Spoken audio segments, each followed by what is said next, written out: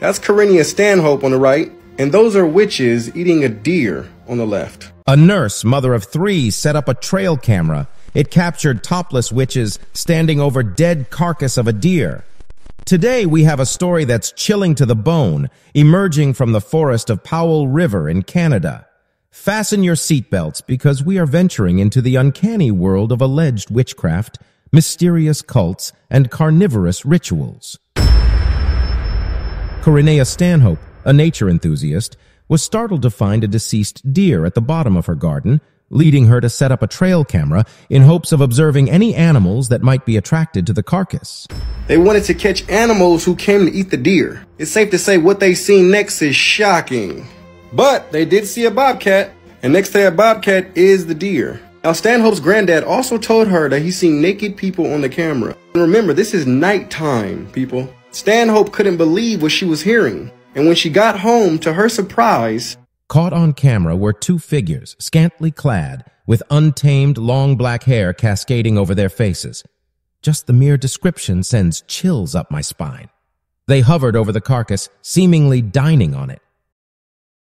Stanhope found the footage the following day, and the images have haunted her since. I mean, imagine living just a stone's throw away from a scene like that, folks. The truly macabre part, according to the footage, is when one of the figures lifted a decaying hoof to her mouth. Whether they were kissing it, smelling it, or God forbid, eating it, we don't know. But the thought of it makes my skin crawl. To touch a decaying carcass like that, the idea of them possibly consuming parts of the decaying deer is enough to make one's stomach churn. Speculations ran wild online as Stanhope shared the eerie images. The internet, in its classic fashion, offered suggestions ranging from witches, walking demons, to mythical creatures like wendigos. There's even talk about a local cult notorious for collecting animal bones. We can't help but ask, is this another ritualistic spectacle or an innocent prank intended to shock and terrify? Stanhope, who is a nurse, said, "A lot of people mentioned fur walkers and wendigos. There are rumors in town about a cult collecting animal bones. Don't know if it's real or not. A few people have mentioned it since I posted the pics."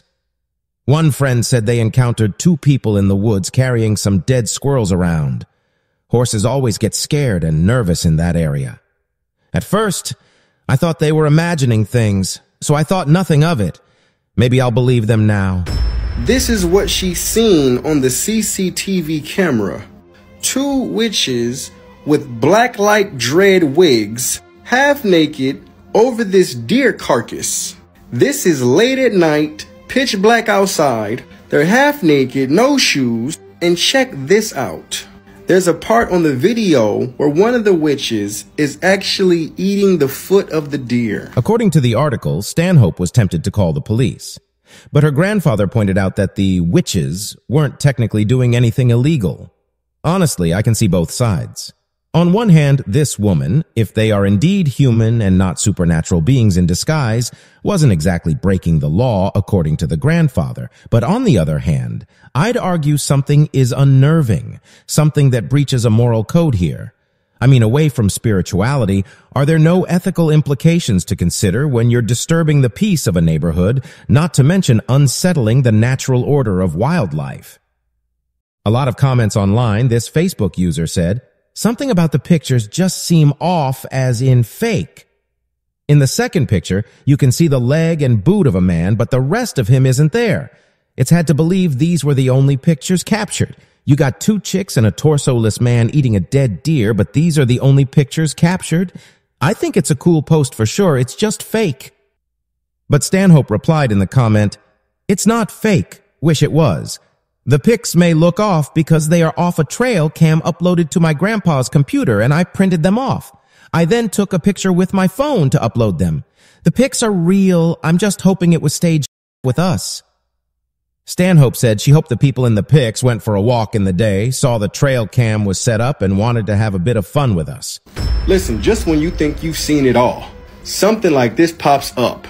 There's being light shown in different corners, people, because you don't catch stuff like this on camera. These type of people know when to come out, they know where to go.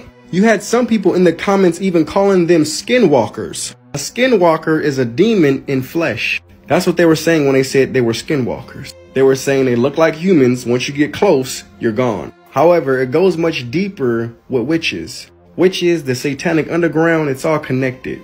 The existence of witches, wizards, and demonic entities here on earth is a sobering reality that cannot be dismissed. The Bible itself provides us clear warnings about these spiritual threats. In the book of Ephesians, chapter 6, verse 12, we are told, "For our struggle is not against flesh and blood, but against the rulers, against the authorities, against the powers of this dark world, and against the spiritual forces of evil in the heavenly realms." This biblical passage emphasizes that our true battle is not against physical entities, but against an array of spiritual adversaries. It is a potent reminder that we must remain watchful and discerning, taking heed of the warning God has given us in His Word. These entities seek to sway us from our path of righteousness, and we must guard against their influences. What I like about what's going on now is a lot is coming out. The fact that we seen witches on a CCTV camera is nothing more than mind-blowing. For those who always say things like, "You're talking about witches, you're reaching." It's a conspiracy theory. No. I pray y'all starting to wake up and the veil's starting to lift. May the eyes open and see, may the ears open and hear. In the face of these supernatural adversaries, it is crucial for us to put on the full armor of God as described in the subsequent verses of Ephesians chapter 6. This includes truth, righteousness, the gospel of peace, faith, salvation, and the word of God. Equipped with these spiritual defenses, we can stand firm against the strategies of the enemy, ensuring that we remain within the safety of God's kingdom. What are your thoughts, my friends? Are we looking at a strange, morbid prank, an elaborate ritual performed by a local cult? Or are these truly the elusive witches of Powell River caught in action? Maybe it's time we lend some credibility to those local rumors and folklore, eh? What do you think this is? Stay tuned for more videos, and always remember the world is much stranger than it seems. This is your friend from Glorious Mandate signing off.